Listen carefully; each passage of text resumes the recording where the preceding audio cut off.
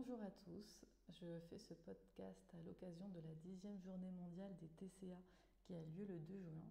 Et cette année, la FFAB, la Fédération française d'anorexie boulimie, rassemble pendant une semaine des événements autour du thème Quand les TCA s'immiscent dans la famille. Alors on ne le sait souvent pas, les TCA sont des troubles potentiellement graves qui touchent près d'1 million de la population et que plus de la moitié des personnes ne sont pas dépistées ou n'ont pas accès aux soins, sans oublier les proches qui ne sont pas épargnés. Ces troubles méritent qu'on en parle pour améliorer l'accès aux soins et leur qualité, et aussi pour donner une voix à ceux qui en souffrent et prendre en considération toutes les ressources possibles, comme les proches. Je suis Émilie Juteau, psychologue spécialisée dans les troubles des conduites alimentaires, les TCA. Chaque jour, j'accompagne des personnes qui en souffrent de près ou de loin, et aujourd'hui, je vais vous rappeler qu'il existe des solutions pour s'en sortir, et notamment une thérapie recommandée pour les adolescents, et pourtant souvent oubliée, la Family Based Therapy. Alors, avant de vous parler des solutions, quel est le problème? De quoi souffre-t-on quand on a un TCA? Les TCA sont des troubles qui génèrent des préoccupations autour du corps et de l'alimentation, au point d'affecter le bien-être physique, mental et social de la personne. C'est-à-dire qu'à cause de l'impact de ces troubles, on peut avoir des carences, une souffrance de nombreux organes comme le foie, le cœur. On retrouve beaucoup d'anxiété, de la dépression, des TOC. La personne va avoir tendance à s'isoler beaucoup de ses proches, de ses amis, et elle peut rencontrer des difficultés scolaires ou professionnelles. C'est-à-dire que l'impact est quand même majeur. Il n'est pas toujours facile de comprendre comment la personne souffre. Elle peut avoir des pensées du type « je ne suis pas suffisamment bien pour être aimée ».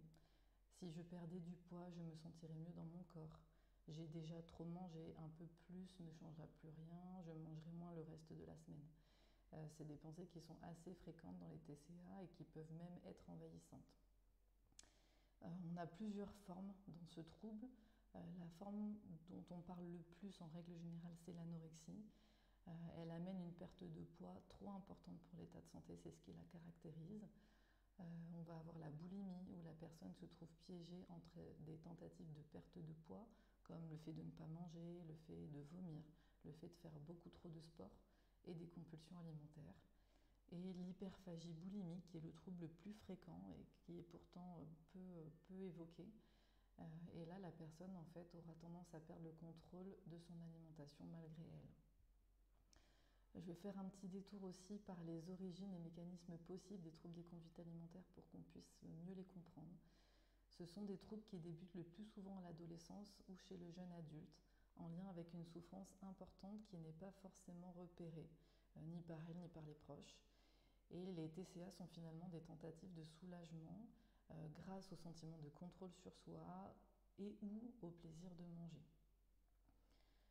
Finalement, il y a de nombreux éléments à l'origine, mais on n'a pas retrouvé de cause unique identifiable. Ces nombreux éléments peuvent être de l'ordre génétique, des événements de vie stressants, précoces, des traits de personnalité particuliers, un contexte de vie particulier aussi. Il n'est pas indispensable de comprendre les causes pour guérir, bien heureusement parce que c'est très complexe, mais parfois le fait de les repérer, ça peut aider à mieux comprendre ce qu'il se passe et à mieux tolérer la situation, que ce soit pour la personne elle-même ou pour ses proches. Malheureusement aussi, c'est des troubles qui demandent beaucoup d'efforts pour s'en sortir, car ils sont maintenus par de nombreux cercles vicieux. On va repérer par exemple des compliments lors des premières pertes de poids qui peuvent inciter la personne à continuer la perte de poids. Elle peut avoir une anesthésie des émotions grâce à cette perte de poids, donc du coup se sentir mieux, avoir un sentiment rassurant de contrôle, ou le fait aussi d'avoir ces préoccupations qui vont se centrer sur cet unique problème du corps et de l'alimentation, plutôt que peut-être plein d'autres problèmes qu'elle peut avoir dans sa vie.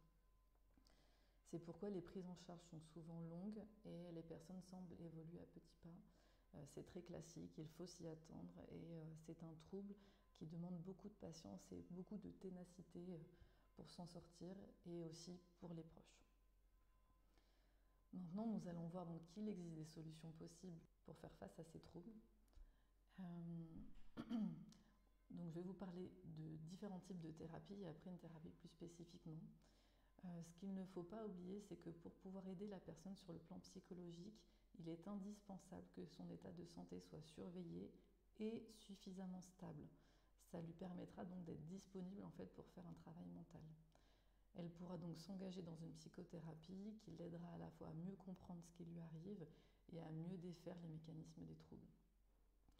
On va avoir à la fois des psychothérapies individuelles, c'est-à-dire c'est des psychothérapies qui vont être centrées sur la personne en souffrance. Les modèles les plus recommandés sont les thérapies cognitives et comportementales et aussi, pourquoi pas, les thérapies interpersonnelles. En dehors des thérapies individuelles, on va avoir les approches familiales qui sont particulièrement intéressantes pour les adolescents. Il y a les thérapies familiales classiques, les thérapies qu'on appelle multifamiliales parce qu'elles vont rassembler dans des groupes plusieurs familles, donc les parents, les fratries, les enfants, pour les faire travailler sur des problématiques communes. Et celle que je voulais vous parler plus particulièrement aujourd'hui, la Family Based Therapy, donc la FBT ou FBT, parce qu'elle a un des meilleurs niveaux de preuve d'efficacité chez les adolescents, et pourtant elle est assez peu connue, notamment en France.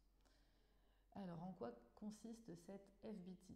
Donc, c'est une thérapie intensive qui s'appuie sur le lien particulier entre des parents et leur enfant pour guérir du trouble des conduites alimentaires. Plus concrètement, elle va guider les parents à retrouver confiance dans leur rôle protecteur et bienveillant.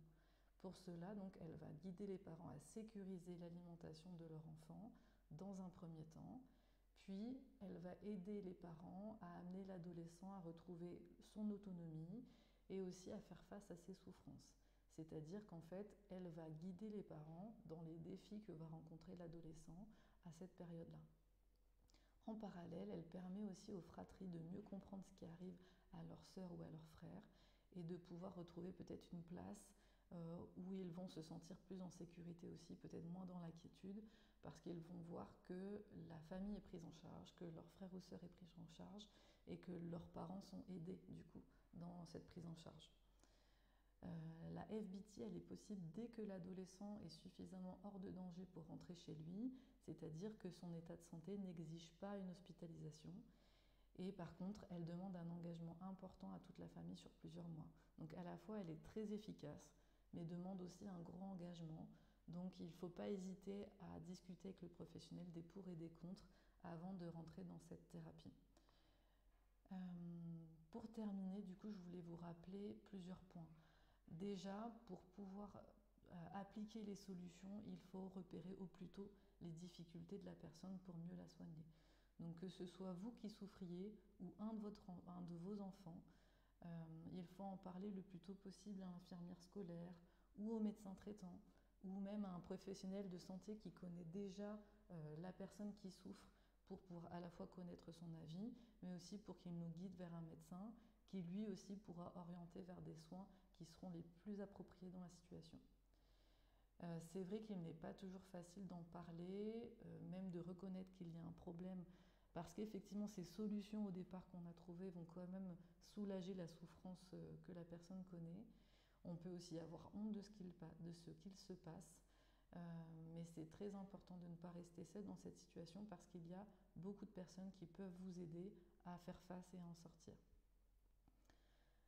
Je voulais vous rappeler aussi que donc, nous sommes sur la semaine nationale des troubles des conduites alimentaires et que le 2 juin est la journée mondiale. Je vous invite donc à consulter le site journéemondialetca.fr. Vous trouverez à la fois des informations sur les troubles des conduites alimentaires, mais aussi sur les ateliers et événements qui sont organisés à cette occasion, que ce soit près de chez vous ou aussi en visio. Et donc nous, tous les ans sur Limoges, on propose différents événements, des conférences, des formations, des groupes de parole, des expositions. Donc n'hésitez pas à jeter un coup d'œil aussi à ce qu'on peut vous proposer tous les ans et pensez à prendre soin de vous. Merci de votre écoute.